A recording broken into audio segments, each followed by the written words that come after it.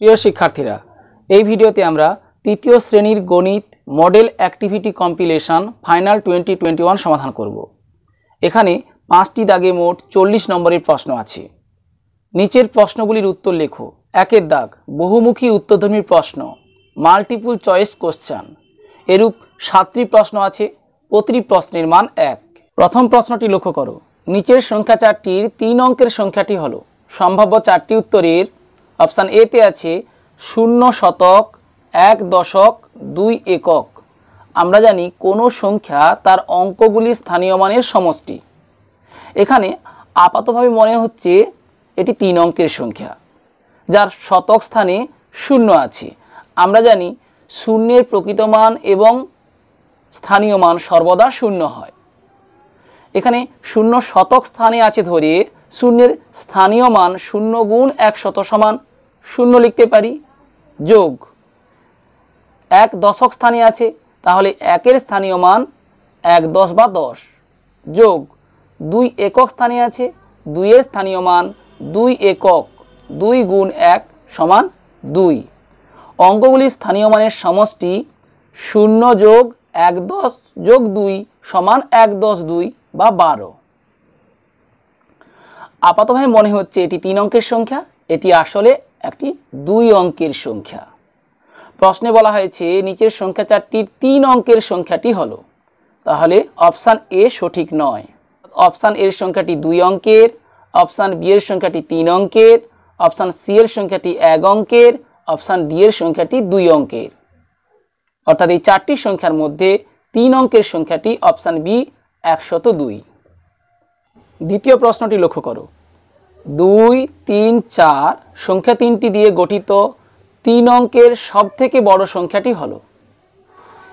এই 3টি অঙ্ক দিয়ে আমরা 3 অঙ্কের সবচেয়ে বড় সংখ্যা গঠন করব। তাই অঙ্কগুলিকে বড় থেকে ছোট পরপর লিখে নেব। 2 3 4 অঙ্ক 3টি সবচেয়ে বড় অঙ্ক 4, 4-এর চেয়ে ছোট 3, সবচেয়ে ছোট 2। তাহলে 2 3 4 সংখ্যা 3টি দিয়ে গঠিত 3 অঙ্কের সবথেকে বড় সংখ্যাটি হলো 432। সম্ভাব্য 4টি উত্তরের অপশান সিতে আছে 432। অপশান সি এক্ষেত্রে সঠিক উত্তর। তৃতীয় প্রশ্নটি লক্ষ্য করো। 238 ভাগ 3 করলে আমরা পাবো 238 সমান 3 গুণ 79 যোগ 1। এখানে ভাগফল হলো। তাহলে ভাগ করা হয়েছে 238-কে। কোনো ভাগ প্রক্রিয়ায় যে সংখ্যাটিকে ভাগ করা হয় তাকে বলা হয় ভাজ্য। যে সংখ্যা দিয়ে ভাগ করা হয় তাকে বলা হয় ভাজক। আমরা জানি ভাজ্য সমান ভাজক গুণ ভাগফল যোগ ভাগশেষ। তাহলে এখানে ভাজ্য 238 সমান ভাজক, অর্থাৎ যে সংখ্যা দিয়ে ভাগ করা হয়েছে 3 দিয়ে ভাগ করা হয়েছে 3 গুণ বলা হয়েছে 238 সমান 3 গুণ 79 যোগ 1। স্পষ্টতই ভাগফল এখানে 79। তাহলে ভাগফল হলো 79। সম্ভাব্য 4টি উত্তরের অপশান সিতে আছে 79। অপশান সি 79 এক্ষেত্রে সঠিক উত্তর। 238-কে 3 দিয়ে ভাগ করে ভাগফল নির্ণয়ের কোনো প্রয়োজন নেই, কারণ আমরা জানি ভাজ্য সমান ভাজক গুণ ভাগফল যোগ ভাগশেষ। এখানে ভাজ্য 238, ভাজক 3, স্পষ্টতই ভাগফল 79। চতুর্থ প্রশ্নটি লক্ষ্য করো। সচিনের রান 128 সংখ্যাটিতে 2-এর স্থানীয় মান 1-এর স্থানীয় মান থেকে বেশি, 1-এর স্থানীয় মান থেকে কম, 2 200। 128 সংখ্যাটিতে 2 দশকের ঘরে আছে, তাহলে 2-এর স্থানীয় মান 2 গুণ 1 10, অর্থাৎ 2 10 বা 20। 1 শতকের ঘরে আছে, তাহলে 1-এর স্থানীয় মান 100। আমরা জানি 20 ক্ষুদ্রতর 100, অর্থাৎ 2-এর স্থানীয় মান 1-এর স্থানীয় মানের থেকে কম। সম্ভাব্য 4টি উত্তরের অপশান এতে আছে 1-এর স্থানীয় মান থেকে বেশি। অপশান বিতে আছে একের স্থানীয় মান থেকে কম, তাহলে অপশান বি এক্ষেত্রে সঠিক উত্তর। অপশান সিতে আছে 2, হবে না, 2 এর স্থানীয় মান 20 হবে।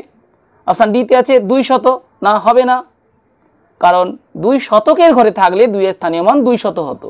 পঞ্চম প্রশ্নটি লক্ষ্য করো, 52 গুণ 3 সমান সম্ভাব্য 4টি উত্তরে কোনটি সঠিক? এখানে গুণ্য 2 অঙ্কের সংখ্যা এবং গুণক 1 অঙ্কের একটি সংখ্যা।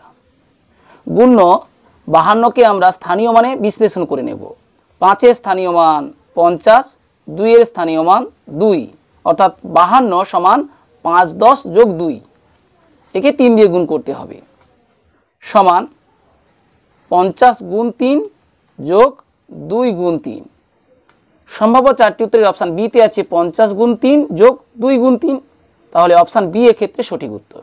ষষ্ঠ প্রশ্নটি লক্ষ্য করো, একটি জামার দাম 100 টাকা, এইরূপ 4টি জামা কিনতে খরচ হবে। একটি জামার দাম 100 টাকা হলে দুটি জামার দাম 100 যোগ 100, 3টি জামার দাম যোগ 100, 4টি জামার দাম যোগ 100, তাহলে 100 যোগ 100 যোগ 100 যোগ 100 টাকা। আমরা জানি যোগ প্রক্রিয়ার সংক্ষিপ্ত রূপ গুণ প্রক্রিয়া, তাহলে 100 যোগ 100 যোগ 100 যোগ 100 সমান 100 গুণ 4। তাহলে একটি জামার দাম 100 টাকা, এরূপ 4টি জামা কিনতে খরচ হবে 100 গুণ 4 টাকা। সম্ভাব্য 4টি উত্তরের অপশান বিতে আছে 100 গুণ 4 টাকা, অপশান বি এক্ষেত্রে সঠিক উত্তর। শেষের প্রশ্নটি লক্ষ্য করো, 360কে 3 দিয়ে ভাগ করলে ভাগফলের শতকের ঘরের অঙ্কটি হলো 0 3 1 6। একক, দশক, শতক, সংখ্যাটি 360।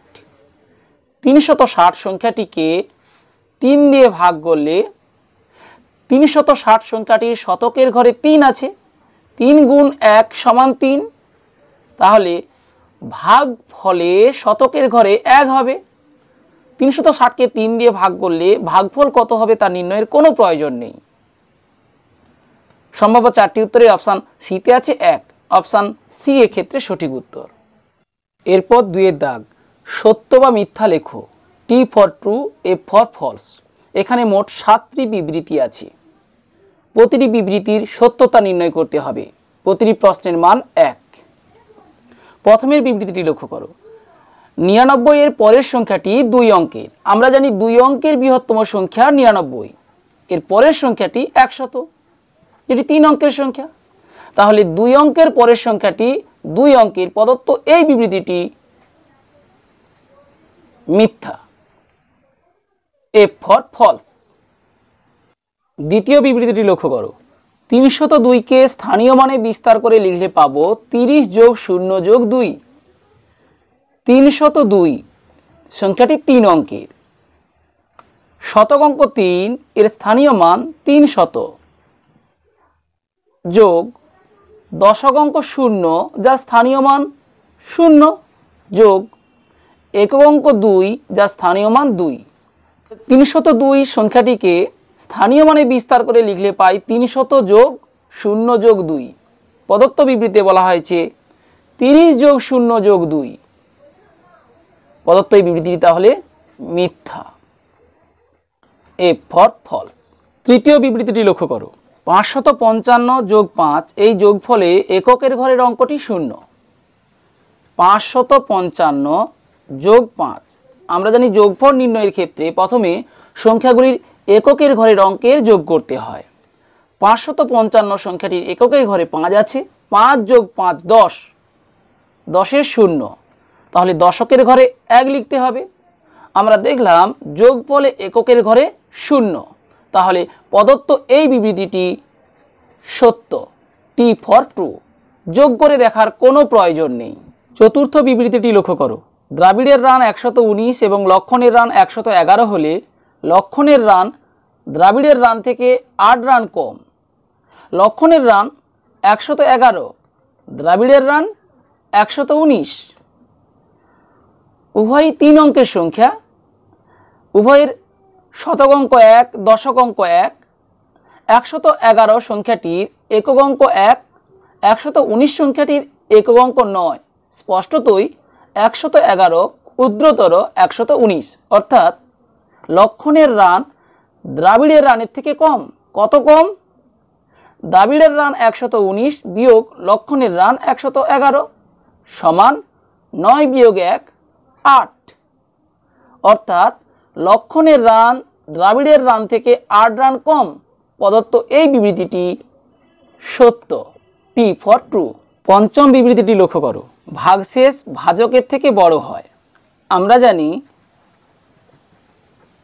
ভাগশেষ ক্ষুদ্রতর ভাজক, অর্থাৎ ভাগশেষ ভাজকের থেকে ছোট হয়।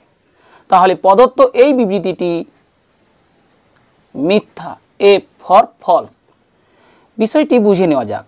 ধরি একটি সংখ্যা 123, তাকে ভাগ করতে হবে 2 দিয়ে। তাহলে এখানে ভাজক 2, 2 গুণ 6 12, 12 থেকে 12 বিয়োগ করে পাই 0। একক অঙ্ক 3 নামালাম। এখানে ভাগশেষ 3 নয়, 3 এর থেকে 2 ছোট, 2 1 2, 3 থেকে 2 বিয়োগ করে পাই 1। আর ভাগ করা সম্ভব নয়। তাহলে আমরা দেখলাম ভাগশেষ ভাজকের থেকে ছোট। প্রদত্ত বিবৃতিতে বলা হয়েছে ভাগশেষ ভাজকের থেকে বড় হয়, তাই প্রদত্ত এই বিবৃতিটি মিথ্যা। ষষ্ঠ বিবৃতিটি লক্ষ্য করো, 77 ভাগ 7 ভাগফলটি 80 ভাগ 8 ভাগফল থেকে 1 বেশি। 77 ভাগ 7 সমান 11, 80 ভাগ 8 সমান 10। 11 বেশি 10-এর চেয়ে কত বেশি? 11 বিয়োগ 10 সমান 1। তাহলে প্রদত্ত এই বিবৃতিটি সত্য, টি ফর ট্রু। শেষের বিবৃতিটি লক্ষ্য করো, জোড় সংখ্যার একটি জোড়া হলো 12 13। 12 এই সংখ্যাটি জোড় সংখ্যা, 13 সংখ্যাটি বিজোড় সংখ্যা। তাহলে জোড় সংখ্যার একটি জোড়া 12 13, প্রদত্ত এই বিবৃতিটি মিথ্যা, এ ফর ফলস। প্রসঙ্গত বলি, পরপর দুটি সংখ্যা কখনো জোড় সংখ্যা বা বিজোড় সংখ্যা হতে পারে না। পরপর দুটি সংখ্যার একটি জোড় সংখ্যা, অপরটি বিজোড় সংখ্যা।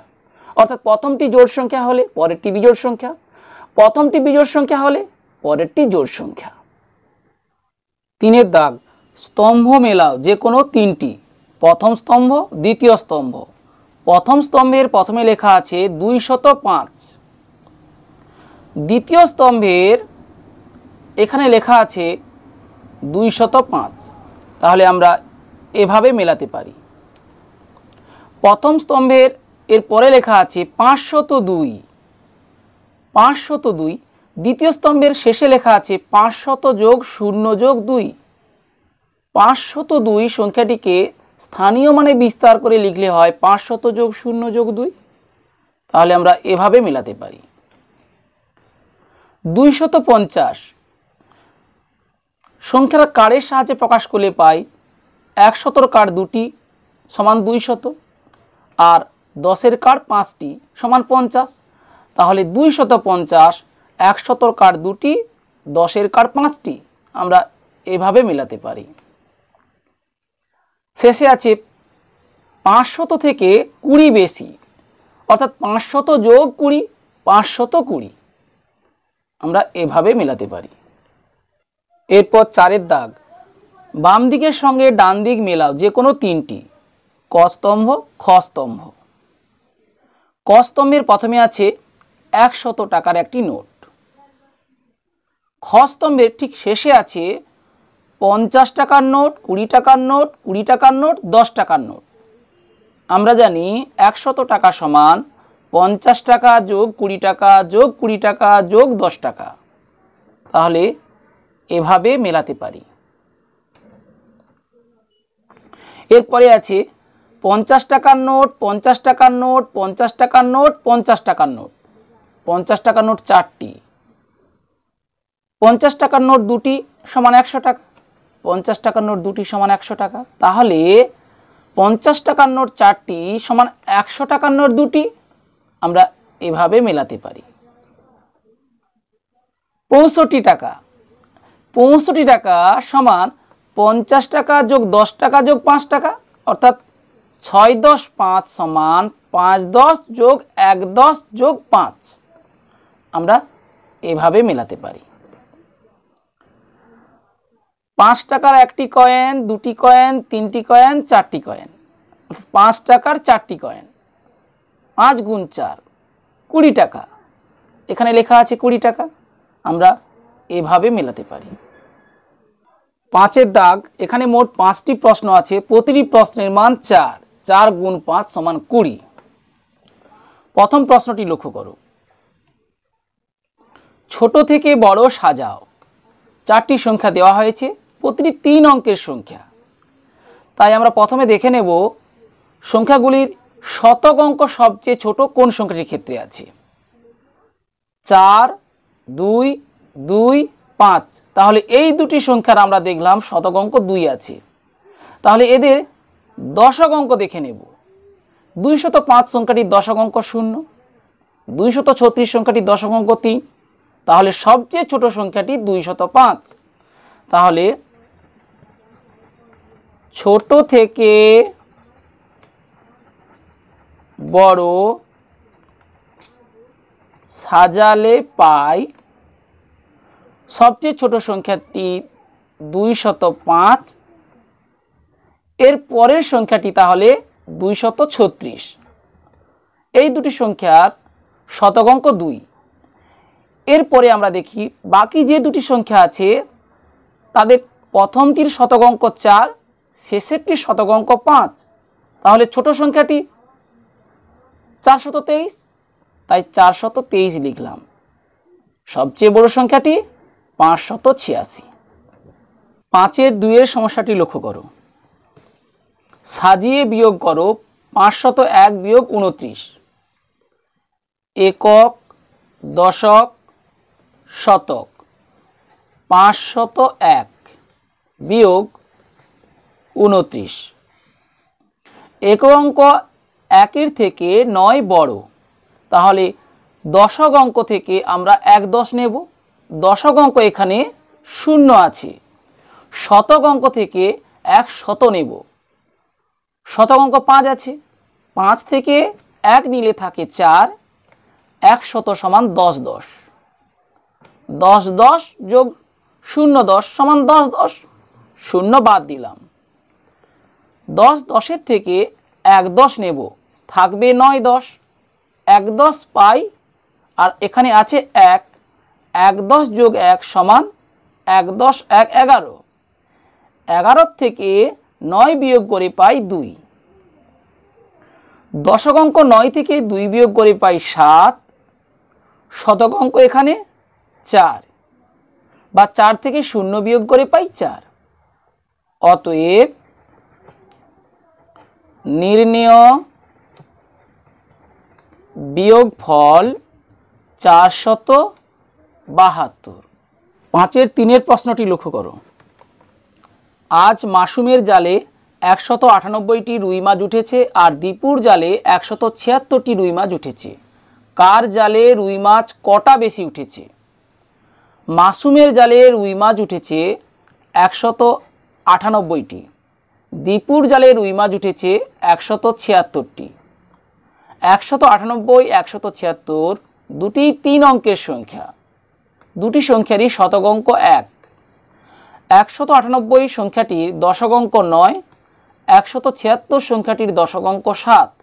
তাহলে 198 বৃহত্তর 176, অর্থাৎ মাসুমের জালে দীপুর জালের থেকে বেশি রুই মাছ উঠেছে।